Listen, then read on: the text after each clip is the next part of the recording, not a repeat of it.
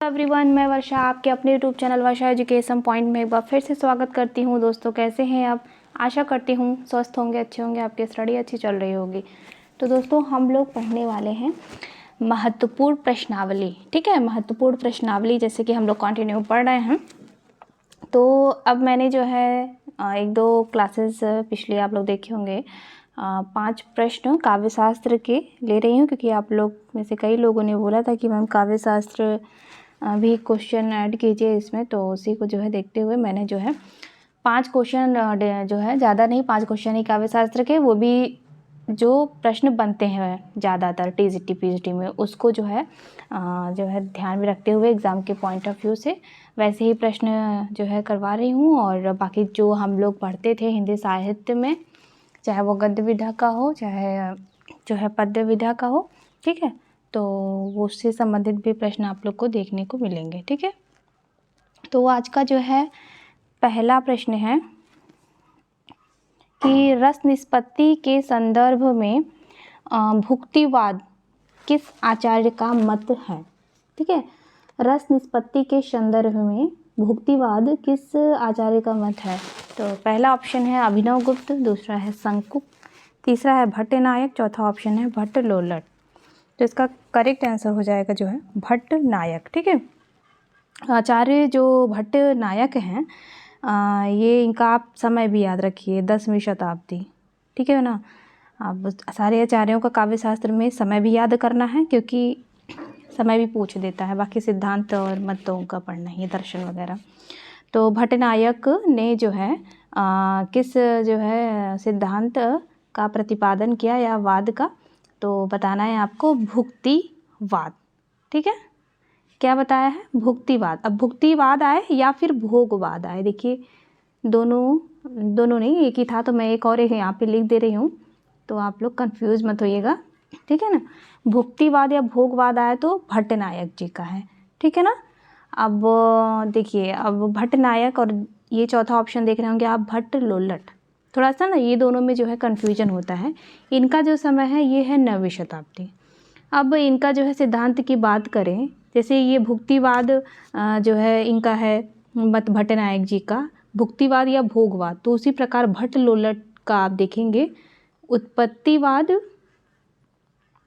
या आरोपवाद। ठीक है, दोनों नाम याद रखना है। ठीक है, भट्टनायक भट्टलोल्लट में थोड़ा कन्फ्यूजन होता है, लेकिन अगर कई बार पढ़ेंगे तो वो भी दूर हो जाता है। ठीक है ना, फिर बचा क्या हम लोग का? अभिनवगुप्त। अभिनवगुप्त का समय आप लोग याद रखिए, ये 10वीं शताब्दी है और इनका मत है अभिव्यक्तिवाद। और इसको तो एक बार पढ़ लेंगे, याद हो जाएगा, क्योंकि थोड़ा सा भट्टनायक भट्टलोल्लट में नाम मिलता जुलता है ना।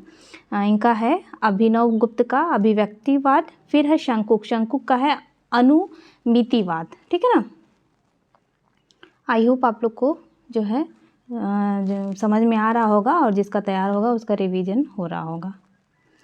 अगला प्रश्न देखते हैं। अगला प्रश्न है कि काव्य दोष की परिभाषा इनमें से सबसे पहले किसने दी है। काव्य दोष की परिभाषा, पहला ऑप्शन है दंडी, दूसरा है भामन, तीसरा है वामन ने, और चौथा ऑप्शन है आनंदवर्धन। तो इसका करेक्ट आंसर हो जाएगा वामन। ठीक है ना, वामन ने काव्य दोष की सर्वप्रथम परिभाषा दी है, ये आप लोग याद रखिएगा।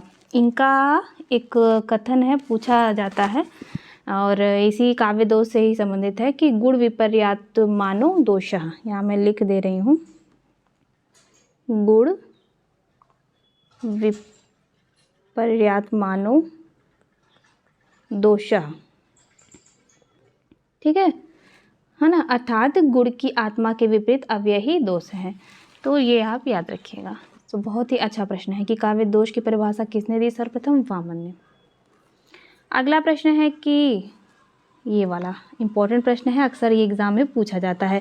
अब देखिए, ये प्रश्न लेने का मेरा उद्देश्य यही था कि अब इसमें आप लोग को चारों, एक तो मिलान से करेंगे, ये हम लोग को पता चल ही जाएगा, और कभी कभी होता क्या है कि मिलान वरना देखिए, हो सकता है फैक्ट के तौर पे एक ही आचार्य का दे दे आप लोग को, जो है उनका कालक्रम पूछ दे, है ना, क्रम नहीं, मतलब उनका शताब्दी पूछ दे, उनका समय।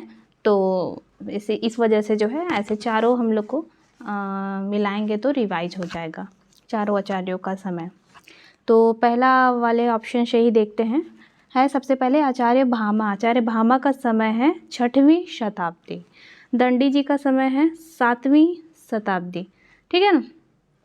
और फिर है आनंदवर्धन। आनंदवर्धन जी का है 9वीं शताब्दी। और अभिनव गुप्त का है 10वीं शताब्दी, ठीक है ना। बहुत ही आसान है दोस्तों, ज़्यादा दिक्कत नहीं है। तो ये आप लोग जो है याद रखिएगा। भामा का समय है 6वीं शताब्दी, दंडी का है 7 और आनंदवर्धन का है 9, अभिनव गुप्त का है 10, ठीक है ना। अब आप लोग जो है थोड़ा सा कष्ट कीजिएगा, कमेंट बॉक्स में आप लोग उत्तर दीजिएगा।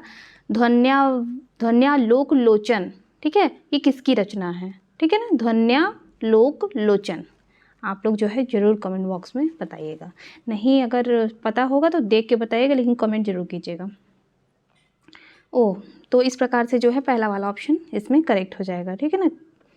फिर अगला प्रश्न है कि निम्नलिखित सिद्धांतों को उनके विचारों के साथ सुमेलित कीजिए। देखिए 5 ही प्रश्न रहते हैं, लेकिन बहुत ही अच्छे प्रश्न दोस्तों रहते हैं। 5 प्रश्न भले रहते हैं, मान के चलिए कि 10 प्रश्न है ना, क्योंकि इस टाइप का प्रश्न ही मैं ले आती हूँ कि एक प्रश्न के माध्यम से आप लोग के कई सारी चीज़ें क्लियर हो जाए। तो इसमें दिया हुआ है कि सिद्धांत और उनके विचारकों के साथ सम्मिलित करना है। तो देखते हैं हम लोग। पहला सिद्धांत है अभिव्यंजनावाद, इसके विचारक हैं क्रोचे, है ना। फिर है दूसरा अभिजात्यवाद, इस सिद्धांत के विचारक हैं टी.एस. इलियट। फिर अगला है अस्तित्ववाद, है ना। अस्तित्ववाद के जो है विचारक वह हैं सार्त्र। फिर है अगला विखंडनवाद के विचारक हैं जॉक देरिदा। अब देखिए दोस्तों, आप लोगों ने में से जो लोग भी नहीं एग्ज़ाम दिया होगा टीजीटी 21 का, उसमें आप लोग देखे होंगे ये विखंडनवाद वाला ना क्वेश्चन आया था, ठीक है ना। विखंडनवाद सिद्धांत के जो है प्रवर्तक कौन है, विचारक, तो उसमें जो है जॉक देरिदा आंसर सही था, है ना। तो ऐसे जो है आप इस प्रश्न के माध्यम से अब देखिए, अब हो सकता है अगले टाइम पूछ दे अभिजात्यवाद, है ना, तो फिर ऐसे याद हो जाएगा आप लोग को। ये पूछा भी गया था ये अलग से विखंडनवाद का। तो इसका करेक्ट आंसर हो जाएगा चौथा ऑप्शन। अगला प्रश्न है कि आचार्य कुंतक काव्यशास्त्र में किस संप्रदाय के प्रवर्तक माने जाते हैं, ठीक है। आचार्य कुंतक काव्यशास्त्र में किस संप्रदाय के प्रवर्तक माने जाते हैं। पहला ऑप्शन है औचित्य संप्रदाय, दूसरा है वक्रोक्ति संप्रदाय, तीसरा है ध्वनि संप्रदाय, चौथा है रीति संप्रदाय। इसका सही आंसर हो जाएगा वक्रोक्ति संप्रदाय। फिर अब चलिए अब ये भी जान लेते हैं हम लोग रीति संप्रदाय के प्रवर्तक। रीति संप्रदाय के प्रवर्तक हैं आचार्य वामन। फिर है ध्वनि संप्रदाय के प्रवर्तक हैं आनंदवर्धन जी, जिसका समय मैंने बताया 9वीं शताब्दी, है ना। फिर अगला प्रश्न है औचित्यवाद, वाद कहाँ से आएगा, औचित्य, ठीक है। औचित्य संप्रदाय के प्रवर्तक हैं क्षेमेंद्र।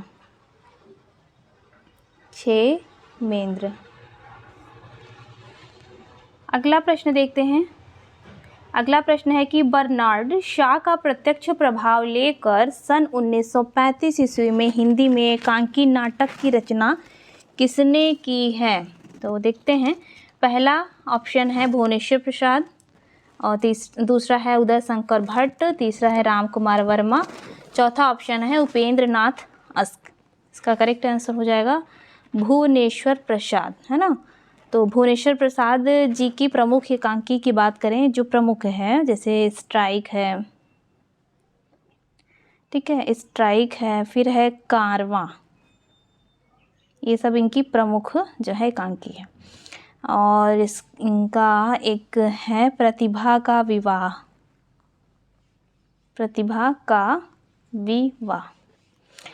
तो देखिए इसमें से स्ट्राइक और कारवां काफ़ी ज़्यादा पूछा जाता है इनका। अगला प्रश्न है कि जयशंकर प्रसाद गुप्त के नाटक हैं स्कंदगुप्त, उनसे संबंधित है। तो देखते हैं हम लोग। जयशंकर प्रसाद के नाटक स्कंदगुप्त, जिसका प्रकाशन वर्ष है 1900।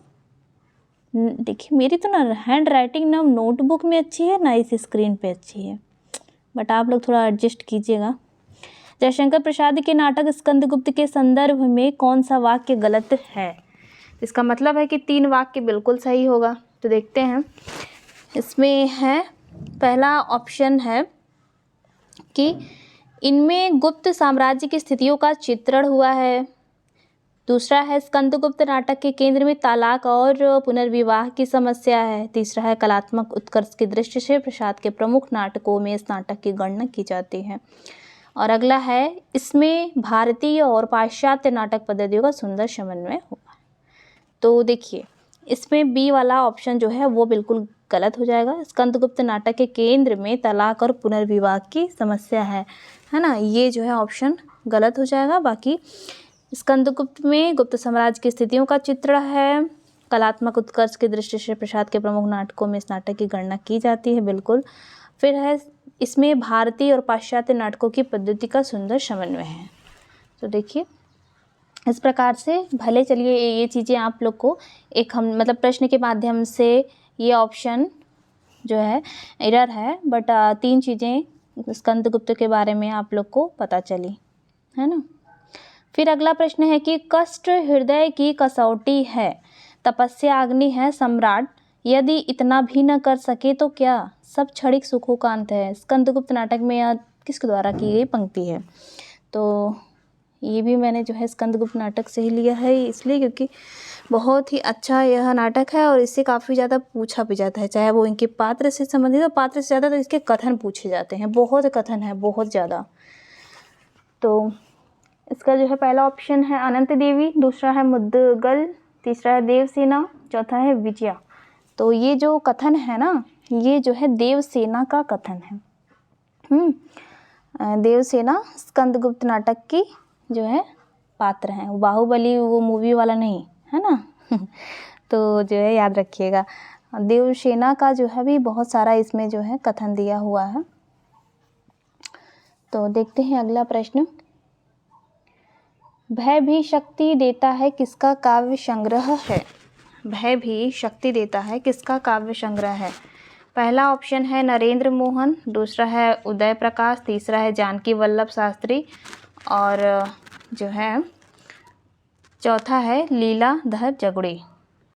तो इसका जो है करेक्ट आंसर हो जाएगा लीलाधर जगुड़ी। वह भी शक्ति देता है लीलाधर जगुड़ी का काव्य संग्रह है। और इनकी इम्पोर्टेंट मैं कृतियाँ बताऊँ आप लोग को, पूछी जाती हैं, जो वह भी शक्ति देता है तो पूछी जाती है, और है इनकी बची हुई पृथ्वी और नाटक जारी है। नाटक जारी है, ये महत्वपूर्ण इनका है, और बची हुई पृथ्वी वैसे तो है और भी बहुत सारे, 2 थोड़ा महत्वपूर्ण है, इसलिए ये भी थोड़ा मेरे ज़बान पे है तो बता दे रही हूँ आप लोग को। अगला प्रश्न देखते हैं। अगला प्रश्न है कि निम्नलिखित में से कौन सी विशेषता नई कविता की नहीं है। पहला ऑप्शन है अनुभूति की प्रामाणिकता, दूसरा है नया भावबोध और नया शिल्प, तीसरा है छंदों का बंधन और चौथा ऑप्शन है क्षणवाद में विश्वास। तो इसमें दिया हुआ है कि नहीं है, कौन सी, तो इसमें जो है करेक्ट हो जाएगा छंदों का बंधन नई कविता की विशेषता नहीं है। बाकी अनुभूति की प्रामाणिकता, नया भावबोध और नया शिल्प और क्षणवाद में विश्वास। अगला प्रश्न है, विशेषता तो भाई सबकी याद करनी है आप लोग को, आदिकाल की विशेषता, भक्ति काल की, रीति काल की, और भक्ति काल में भी वो भी आप लोग को क्या याद करना है, सूफी काव्य धारा की अलग विशेषता। वैसे मैंने ये आप लोग को क्लास में करवाया भी है, जहाँ तक मैंने आप लोग को पढ़ाया है। और सूफी काव्य धारा की अलग से पढ़िए विशेषता आप लोग, ठीक, और सगुण काव्य धारा की अलग पढ़िए। ये सब आप लोग अलग अलग से पढ़िए, पूछ सकता है। वैसे ज़्यादातर मिलती जुलती हैं, लेकिन कुछ हैं जो है चीज़ें जो अन्य जो है से विशेषताओं से अलग करती हैं, तो पढ़ना ज़रूरी है। हो सकता है वही उठा के दे दें, है ना, कौन सा नहीं है, तो अगर पता होगा तो आप लोग कर ले जाओगे। तो फैक्ट के साथ साथ आप लोग कॉन्सेप्चुअल भी तैयार कीजिए। अगला प्रश्न है कि हिंसानल से शांत नहीं होता हिंसानल, उपर्युक्त ध्येय वाक्य का संबंध किस काव्य से है। पहला ऑप्शन है कुरुक्षेत्र, और दूसरा है क्या, दूसरा ऑप्शन है जयद्रथ वध, तीसरा है उन्मुक्त और चौथा है अशोक की चिंता। तो इसका करेक्ट आंसर हो जाएगा उन्मुक्त। उन्मुक्त से यह काव्य अवतरित है, जो कि श्री राम शरण गुप्त जी का है। क्या है, हिंसानल से शांत नहीं होता हिंसानल। अगला प्रश्न है कि छायावाद और उत्तर छायावाद के बीच कुछ वैसा ही संबंध दिखता है जैसा मध्यकाल में भक्ति काव्य और रीति काव्य के बीच में। मोस्ट इम्पॉर्टेंट कथन है। यह कथन किसका है? पहला ऑप्शन है आचार्य नंद दुलारी वाजपेयी, दूसरा है डॉक्टर बच्चन सिंह, तीसरा राम स्वरूप चतुर्वेदी, चौथा ऑप्शन है डॉक्टर नगेंद्र। तो इसका करेक्ट आंसर हो जाएगा राम स्वरूप चतुर्वेदी का यह कथन है। ठीक है, बहुत ही इंपॉर्टेंट है कि छायावाद और उत्तर छायावाद के बीच कुछ वैसा ही संबंध दिखता है जैसा मध्यकाल में भक्ति काव्य और रीति काव्य के बीच था। अगला जो है प्रश्न है कि राम तुम्हारा चरित स्वयं ही काव्य है, कोई कवि बन जाए सहज संभाव्य है, यह किस कवि ने कहा है? तो देखते हैं हम लोग। पहला ऑप्शन है मैथिली शरण गुप्त, और दूसरा है दिनकर, तीसरा है महावीर प्रसाद द्विवेदी, और चौथा ऑप्शन है अयोध्या सिंह उपाध्याय हरिऔध जी का। ठीक है, तो इस प्रकार से इसका करेक्ट आंसर हो जाएगा पहला वाला ऑप्शन मैथिली शरण गुप्त जी का, कि राम तुम्हारा चरित स्वयं ही काव्य है, कोई कवि बन जाए सहज संभाव्य है। अगला प्रश्न है कि धाराधर धावन शीर्षक से कालिदास के मेघदूत का अत्यंत सरस पद्यबंध अनुवाद निम्न में से किसने किया है? पहला ऑप्शन है मैथिली शरण गुप्त जी ने, दूसरा है राय देवी प्रसाद पूर्ण, तीसरा गया प्रसाद शुक्ल सनेही, चौथा है रामचरित उपाध्याय। तो इसका करेक्ट आंसर हो जाएगा राय देवी प्रसाद पूर्ण। ठीक है, धाराधर धावन शीर्षक से कालिदास के मेघदूत का अत्यंत सरस पद्यबद्ध अनुवाद राय देवी प्रसाद पूर्ण ने किया है। ये याद रखिएगा। राय देवी प्रसाद पूर्ण की और रचना की बात करें तो स्वदेशी कुंडल, ठीक है, स्वदेशी कुंडल है, फिर है मृत्युंजय, बहुत इम्पोर्टेंट है दोस्तों, मृत्युंजय का प्रकाशन वर्ष है 1904, मृत्युंजय, फिर है राम रावण विरोध। तीनों रचनाएं बहुत इंपॉर्टेंट है। क्या है मैंने बताया? स्वदेशी कुंडल, मृत्युंजय, राम रावण विरोध। और अगला प्रश्न है कि ऐतिहासिक नाटककार के रूप में कौन प्रतिष्ठित है? पहला ऑप्शन है भीष्म शाहनी, दूसरा है मोहन राकेश, तीसरा है लक्ष्मी नारायण लाल, और चौथा ऑप्शन है जयशंकर प्रसाद जी। तो इसका जो है करेक्ट आंसर हो जाएगा जयशंकर प्रसाद। ठीक है, ऐतिहासिक नाटककार के रूप में कौन प्रतिष्ठित है? तो जयशंकर प्रसाद सही आंसर हो जाएगा। तो आज का प्रश्न दोस्तों इतना ही। प्रश्न आई होप आप लोग के एग्ज़ाम के लिए काफ़ी हेल्पफुल होगा, क्योंकि सब बहुत ही इंपॉर्टेंट और सिलेक्टिव प्रश्न ही मैं लेके आती हूँ। ठीक है, और दोस्तों वीडियो अगर आपको अच्छी लगी हो तनिक भी तो प्लीज़ लाइक ज़रूर कर दीजिएगा। तब तक के लिए धन्यवाद। अच्छे से पढ़ाई करते रहिए आप लोग।